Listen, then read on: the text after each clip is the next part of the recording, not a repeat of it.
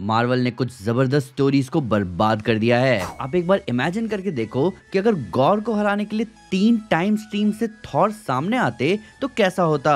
मेलेकिथ के reality stone के पीछे भागने के बजाय उसके पास जबरदस्त डार्क मैजिक और उसकी तरफ से जबरदस्त पॉलिटिक्स दिखाई जाती तो उसकी कहानी कितनी इंटरेस्टिंग होती। और अगर आप सीक्रेट इन्वेजन देखते हुए सोच में पड़ जाते कि भाई किस पर भरोसा करूं किस पर भरोसा नहीं, तो कैसा लगता। अब देखो, मार्वल सिनेमैटिक यूनिवर्स में कई ऐसी स्टोरीज है जिन्हें बहुत अच्छे से दिखाया गया है, पर ये भी सच है कि कुछ स्टोरीज को मार्वल ने बिल्कुल बर्बाद ही कर दिया है। इतना बर्बाद कि फैंस भी सोच में पड़ गए कि ऐसी क्या दुश्मनी है इन आइकॉनिक स्टोरीज से। तो आज हम 5 ऐसी स्टोरीज की बात करने जा रहे हैं जिन्हें मार्वल ने बुचर कर दिया। तो हमारे नंबर 5 पर है a possible War of the Realms, one of the best Thor story line, जिससे सिर्फ एक मूवी नहीं बल्कि एक ट्रिलॉजी और यहाँ तक कि पूरे फेज में सामने लाया जा सकता है। पर इसे मार्वल ने बर्बाद कर दिया सिर्फ और सिर्फ एक मूव के साथ, मेलेकिथ की जान लेकर। हमने इस आइडिया को डिस्कस किया है अपनी थॉर्स परफेक्ट ट्रिलॉजी वीडियो में। खैर, वॉर ऑफ द रियल्म्स एक ऐसी डिसाइडिंग स्टोरी लाइन थी जिसने थॉर के पूरे कैरेक्टर को रीमॉडल किया है, उसके अनवर्दीनेस से लेकर वर्दीनेस के ट्रू डेफिनेशन को समझने तक। और ये स्टोरी एंड हुई थी थॉर के ओडिन फोर्स और गॉड्स टेम्पेस्ट को कंट्रोल करने के साथ। पर जो बात वॉर ऑफ द रियल्म्स को एक एस टियर स्टोरी लाइन बनाती है वो है इसके अंदर की पॉलिटिक्स, मेलेकिथ के एम्बिशंस, उसकी मल्टीलेयर्ड प्लानिंग, पूरे अर्थ पर पकड़ बनाने की, वॉर थॉर का आर्क, जेन फॉस्टर का माइटी थॉर बनना और खुद को सैक्रिफाइस करना, और थॉर का समझना कि असल में वो कौन सा गॉड है। पर वहीं मार्वल सिनेमैटिक यूनिवर्स यानी एमसीयू में जिस तरह से डार्क एल्व्स और 9 रियल्म्स के पूरे कंसेप्ट को हैंडल किया गया, वो देखकर हर थॉर फैन को रोना आ जाता है। मेलेकिथ को बस एक छोटा मोटा दुश्मन बना दिया गया जो कि रियलिटी स्टोन की पावर्स के अलावा कुछ नहीं था। उसके डार्क मैजिक, पॉलिटिकल पावर को दिखाया तक नहीं गया और ना ही उसे जिंदा रखा गया ताकि फ्यूचर में एक तगड़ी थॉर सोलो मूवी बनाई जा सके। ऊपर से 9 रियल्म्स, ये वर्ड आपने आखिरी बार शायद से थॉर द डार्क वर्ल्ड या फिर एवेंजर्स एज ऑफ अल्ट्रॉन में ही सुना होगा। और उसके बाद से ही मार्वल ने थॉर की ओरिजिनलिटी और उसके ग्राउंडेड स्टोरीज पर फोकस ही नहीं किया।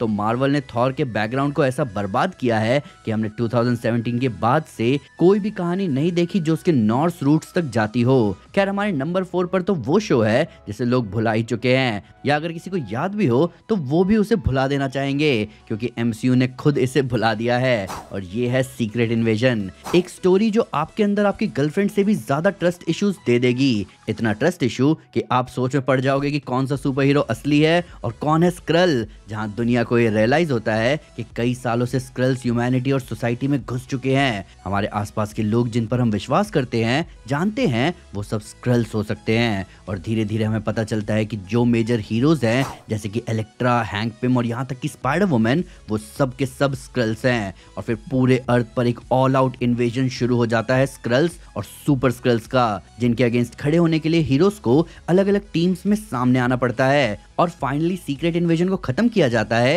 एक पॉलिटिकल चेंज के साथ, जहां नॉर्मन ऑसबॉर्न मौके का फायदा उठाकर बनता है सबका हीरो। और तब शुरू होती है डार्क रेन स्टोरी लाइन। अब कॉमिक वाला सीक्रेट इन्वेजन बहुत ही टेंस था क्योंकि वहां पे प्लॉट ट्विस्ट कभी भी आ जाते थे, जैसे कि इल्यूमिनाटी में भी एक स्क्रल का होना जो कि ब्लैक बोल्ट था, फिर हैंक पिम का स्क्रल होना जिसने काफी अजीब काम किए थे।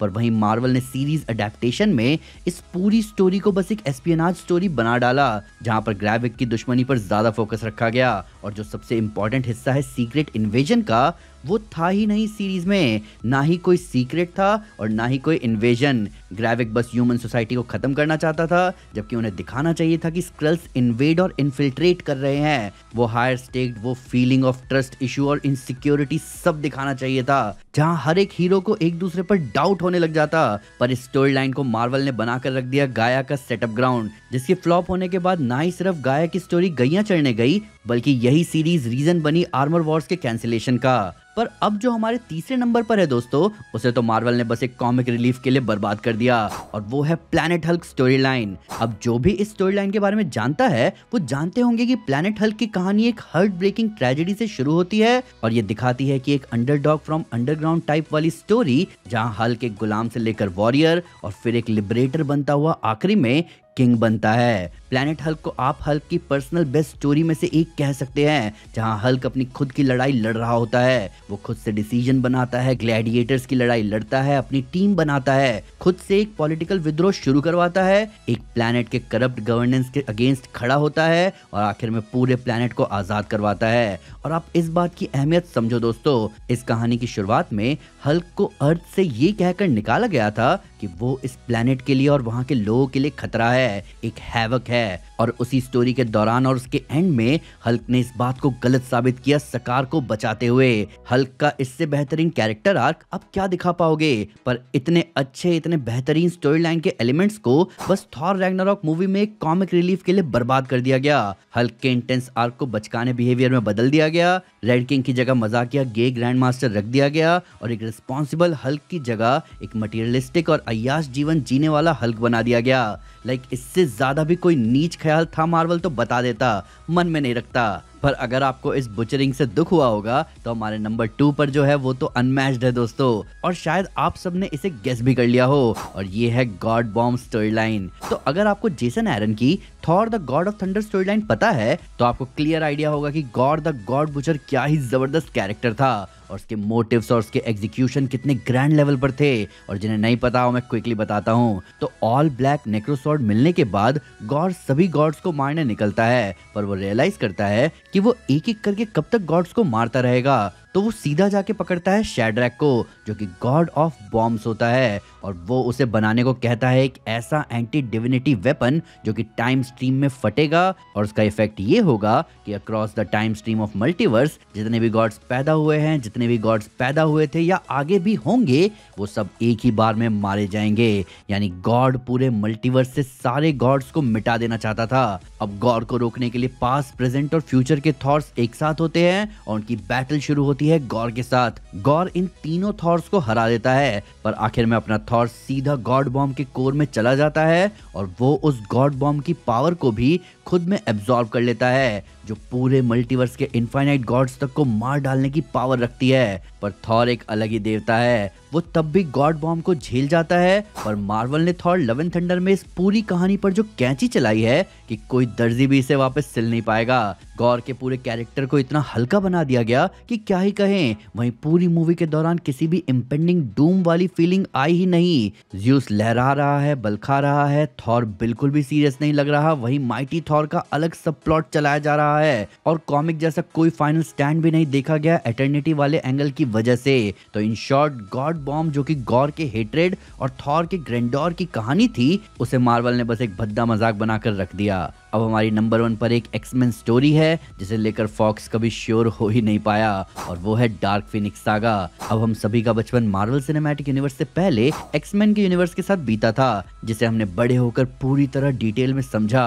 पर जब समझ आया तब रियलाइज हुआ कि आखिर फॉक्स क्यों इतना अनश्योर था जीन ग्रे जैसी ओमेगा लेवल म्यूटेंट को लेकर। अब आपको मैं कुछ इंटरेस्टिंग बताता हूँ। आप फॉक्स की सभी मूवी के लाइनअप को अगर ब्रॉड व्यू में देखोगे तो आपको रियलाइज होगा कि एक्समैन की मूवीज 3 ही मेजर प्रोपोर्शंस में चली, जहां मेजर मूवीज ऐसी थी जो वुल्वरिन के अराउंड बेस्ड हैं, कुछ मूवीज ऐसी हैं जो कि चार्ल्स और मैग्नीटो के अराउंड बेस्ड है, और फिर कुछ मूवीज बचती हैं जहां फॉक्स ने बहुत ट्राई किया कि उससे जीन ग्रे की मूवी बनाई जाए, पर वो कभी हो नहीं पाया। वो लोग जीन के कैरेक्टर को लेकर इतना क्लूलेस रहे हैं कि इस ओमेगा लेवल म्यूटेंट को आज तक जस्टिस मिल ही नहीं पाया। Dark Phoenix Saga Uncanny X Men के इशू 129 से लेकर 137 तक जाती है, और इस स्टोरी लाइन ने जीन के कैरेक्टर को रिविजिट किया था उसके बैक स्टोरी के साथ, जहां हमें पता चलता है कि जीन एक्चुअली में क्या है, और उसके अंदर जो बचपन का ट्रॉमा था उसे उसने खुद से सप्रेस कर दिया था, पर फिनिक्स की होस्ट बनने की वजह से उसकी साइकिक एबिलिटीज एक्सपोनेंशियली बढ़ गई, जिस वजह से जीन का अपने मेंटल स्टेट को कंट्रोल करना बहुत मुश्किल हो गया।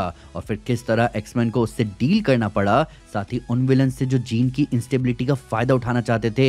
ये पूरी स्टोरी इतने अप्स एंड डाउन से भरी है कि एक पॉइंट पर जीन की वजह से शियार एम्पायर पूरे सोलर सिस्टम को उड़ाने वाले थे, थे, पर मूवीज में कभी जीन को एक ट्रबल म्यूटेंट की तरह दिखाते हैं, पर फिर से स्कॉट और लोगन का सब प्लॉट आ जाता है और फिर जैसे तैसे वो खींचकर डार्क फिनिक्स मूवी तक आए भी और फिर उसमें भी उन्होंने द बारी रेस का प्लॉट डाल दिया और फिर मूवी का पूरा फोकस दोबारा से जीन ग्रे से हट गया।